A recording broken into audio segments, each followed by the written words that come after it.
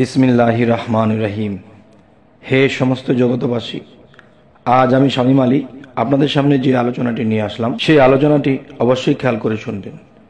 সেই আলোচনাটি হলো, দেখুন যে আমাদের মধ্যে অনেকেই আছে একটা জিনিস, যে অর্ধেক মাথা ব্যথা হয়। পুরো মাথা ব্যথা একটা বিষয়, আর অর্ধেক মাথা ব্যথা একটা বিষয়। আর অর্ধেক মাথা ব্যথা অসহনীয় একটা ব্যথা, যে ব্যথা সহ্য করার মতো নয়।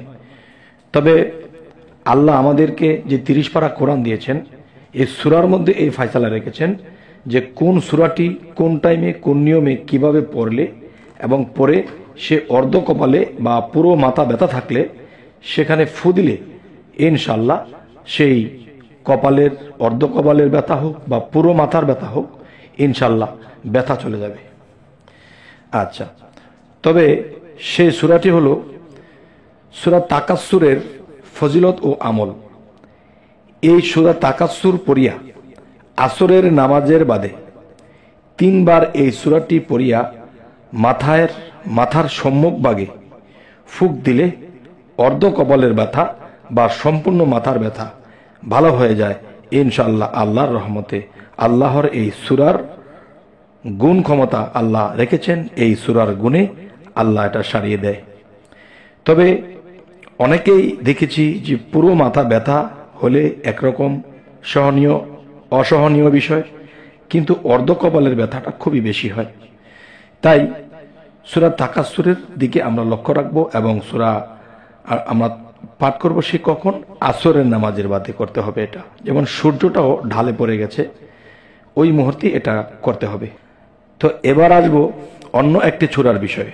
সেটি হলো, দেখুন যে মানুষে কিন্তু অনেক মানুষের ব্যাংক ব্যালেন্স আছে, যে ব্যাংকের মধ্যে টাকা পয়সা সম্পদ স্বর্ণ গচ্ছিত রাখে, সেখানে একটা নিরাপত্তা আছে।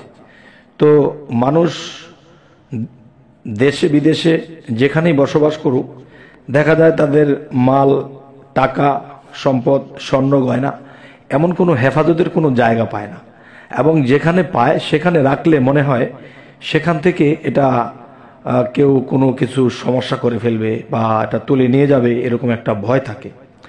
এই জন্য আমি সেই ব্যক্তিদের জন্য আমি বলতেছি যে সূরা আসরের ফজিলত ও আমল থেকে সেটি দেখুন, ধনরত্ন টাকা পয়সা বা অন্য কোনো মালপত্র কোনো স্থানে গচ্ছিত রাখিলে, যদি সেখানে এমন কিছু সন্দেহ থাকে, এমন কিছু ভয় থাকে যে এখান থেকে মালটা ঠিক থাকবে না, আমার জিনিসপত্র নিশ্চয়ই কেউ নিয়ে যাবে বা একটা কিছু হয়ে যাবে, এমন কিছু ভয় থাকলে বা ওরকম কোনো সন্দেহ থাকলে তখন আমাদের কি করতে হবে? তখনই দেখা যায় যে মনে মনে অত্র সূরাটি পড়িলে এবং এই সূরাটি পড়ার আগে অবশ্যই নিজেকে পাক সাফ করে নিতে হবে এবং আল্লাহকে সরাসরি সিজদা দিতে হবে আল্লাহর কুদরতি চরণে। এরপর আপনার মন মতো করে যেখানে মনে হবে যে এখানে রাখলে, বা মাটি খুঁড়েও রাখা যায়, বা ঘরের ভিতরে ফ্লোরের নিচেও খুঁড়ে রাখা যায়, বা এমন একটা স্থান আপনার মন যেখানে সাক্ষ্য দেবে সেখানে আপনি এই জিনিসপত্র টাকা স্বর্ণ গয়না রেখে দিবেন। কিন্তু রেখে যে দিবেন, সেই রাখার স্থানটায় অবশ্যই সূরা আসরের ফজিলতটি অবশ্যই মানবেন, যে এই সূরাটি কমপক্ষে 3 বার পাঠ করবেন। 3 বার পাঠ করার পরে তখন সেই স্থানটিতে ফু দিবেন। সেই স্থানটির মধ্যে ফু দেওয়ার পরে আপনার সেই ধন সম্পদ স্বর্ণ গয়না টাকা পয়সা এগুলোর উপরেও একটি ফু দিবেন, এবং সেখানে গচ্ছিত করে সুন্দর করে রাখার পরে তখন যখন এটাকে ঢেকে রাখবেন, ওই ঢেকে রাখার পরে আরেকটা ফুঁক দিবেন। আচ্ছা, তাহলে প্রথম ফুটি যখন দিয়েছিলেন যে এখানে কেউ সন্দেহভাজন বা কেউ এখানে খুঁড়তে আসবে না, এখানে কেউ খুঁজতে আসবে না, এক। আর দ্বিতীয় ফুটি হলো যে আপনি আল্লাহর কাছে সফরদ করলেন, আল্লাহর কাছে রেখে দিলেন, এবং তৃতীয়বার ফুঁক দিয়েছেন। সেই ফুঁকি কি হলো?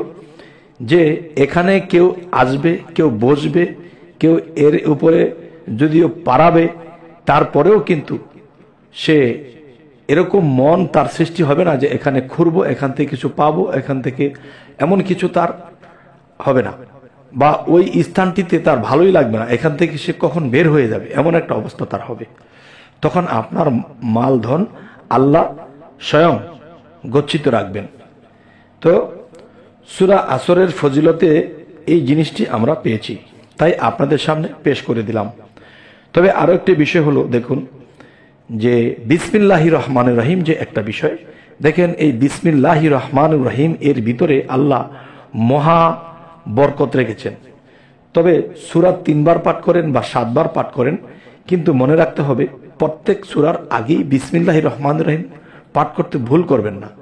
এটা ভুল করাই যাবে না। অনেকে আছে একবার বলেছে পরে আর বিসমিল্লাহ বলেনি, কিন্তু প্রত্যেকবার সূরাটি পাঠ করার আগে অবশ্যই আপনারা বিসমিল্লাহির রহমানির রহিম বলিয়া এরপরে সূরাটি পাঠ করতে শুরু করবেন ইনশাআল্লাহ। এখানে ভূত পেত এবং খারাপাত্মা এবং মানুষের মধ্যে খারাপ, জিনের মধ্যে খারাপ, এদের দৃষ্টিশক্তি সেখানে যাবে না আল্লাহর এই সূরার গুণে। তবে হে সমস্ত জগতবাসী, আজ আমি আপনাদের সামনে এই আলোচনাটি কেন করলাম? অনেক মানুষ এসব জিনিস নিয়ে অনেক টেনশন করে। দেখা যায় নামাজ পড়তে গেছে, তার ওইদিকে মন গেছে আমার মাল কেউ নিয়ে গেল কিনা, এরপরে কেউ দুশ্চিন্তা করে কিভাবে কি করব। এই দুশ্চিন্তা থাকলে কিন্তু মানুষ আল্লাহর ইবাদতও করতে পারে না, ওই দিকে মন গিয়ে থাকে। আর ওই দিকে যদি মন চলে যায় তখন আল্লাহ কিন্তু বেজার হবে। আল্লাহ বলবে যে আমাকে হাজির নাজির করে নামাজে দাঁড়াইয়া তারা তাদের ধন সম্পদের চিন্তা করতেছে। তাহলে বোঝা গেল তাদের ধন সম্পদের চেয়েও আমি আরো ওই ধন সম্পদের থেকে নিকৃষ্ট হয়ে গেছি। এই জন্য বলি হে সমস্ত জগতবাসী, যে আমাদের এরকম ভুলটা যেন কখনোই না হয়। তবে আজকে আলোচনাটি আমি করলাম, অবশ্যই খেয়াল রাখবেন এবং আমাদের চ্যানেলটি যদি আপনাদের ভালো লাগে অবশ্যই সাবস্ক্রাইব করে নেবেন, পরবর্তীতে যেন ভালো আলোচনা নিয়ে আপনাদের কাছে আবার পৌঁছাতে পারি। তো সকলেই ভালো থাকবেন। আল্লাহ হাফিজ।